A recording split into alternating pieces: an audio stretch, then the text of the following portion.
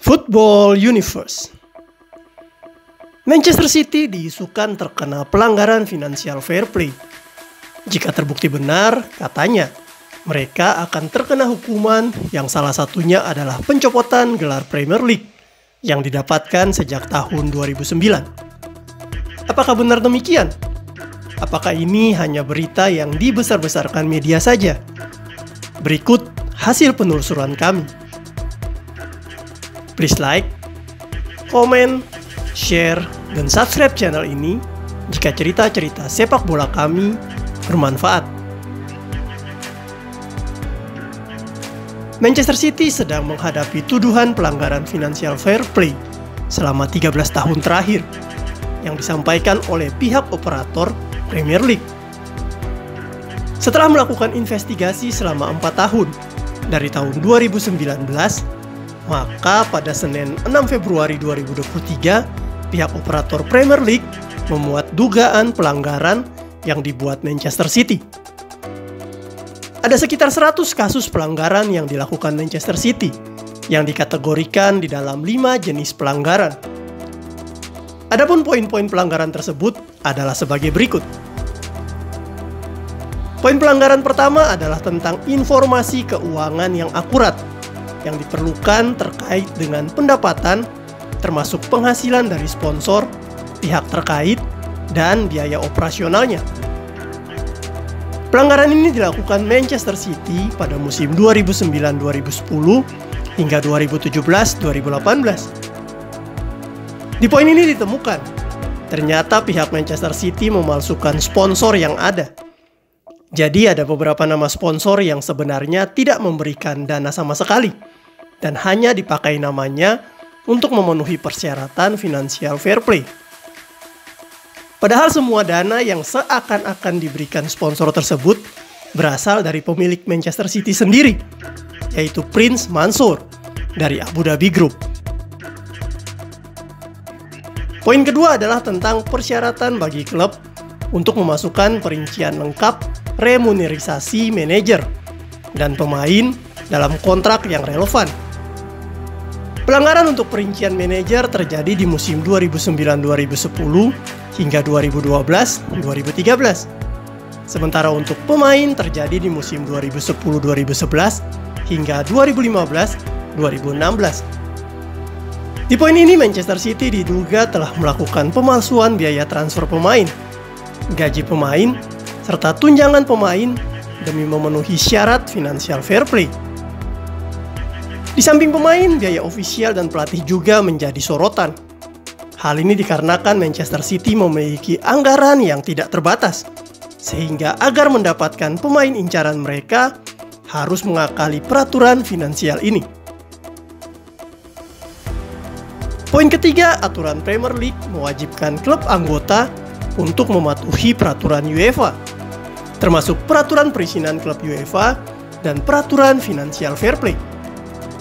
Aturan ini dilanggar pada musim 2013-2014 sampai 2017-2018. Di poin ini ada beberapa persyaratan klub yang belum dilaporkan Manchester City, sehingga Manchester City diduga melanggar peraturan UEFA. Pada tahun 2020 mereka bahkan pernah terkena sanksi UEFA, tetapi beruntung kasus mereka masih dibantu pengadilan arbitrase.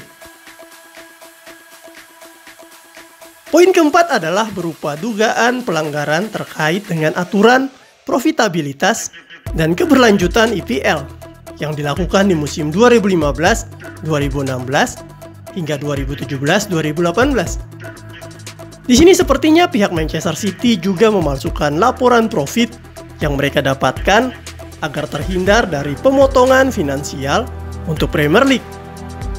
Pihak Manchester City diduga menyodorkan laporan keuangan palsu yang cukup meyakinkan. Poin terakhir adalah tentang mewajibkan klub anggota untuk bekerja sama dengan dan membantu liga utama dalam penyelidikannya, termasuk dengan memberikan dokumen dan informasi kepada IPL dengan itikat baik, yaitu di musim 2018-2019 hingga sekarang.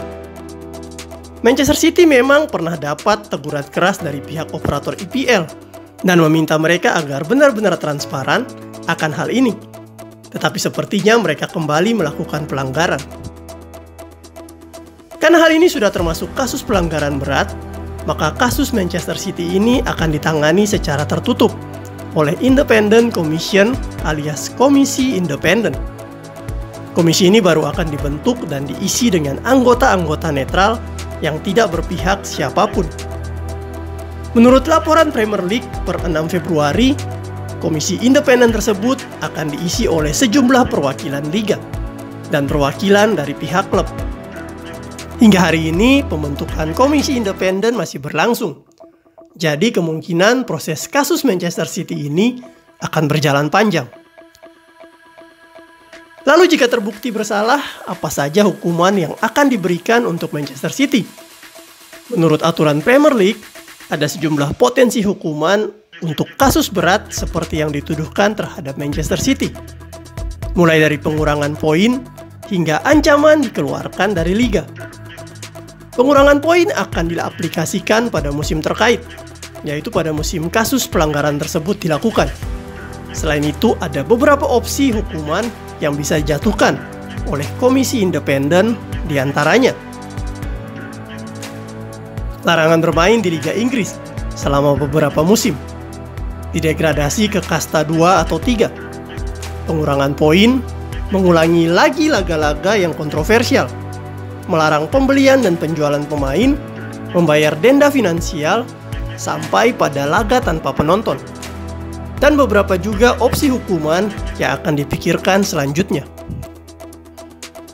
Sementara itu di berbagai media mencuat isu bahwa kemungkinan gelar juara Liga Inggris Manchester City akan dicopot dan diberikan kepada peringkat kedua musim tersebut. Menurut penelusuran kami, hal ini hanya sengaja digoreng media-media saja agar berita mereka laris. Juga mungkin beberapa oknum supporter MU, Liverpool, atau Chelsea yang memanas-manasi hal ini agar tim mereka bisa mendapatkan tambahan gelar juara IPL. Sepanjang sejarah IPL tidak semudah itu untuk meng-cancel titel juara sebuah tim, karena hal ini akan merusak sejarah IPL itu sendiri. Jadi kemungkinan untuk Manchester City dicopot gelar juaranya hanya sekitar 1%.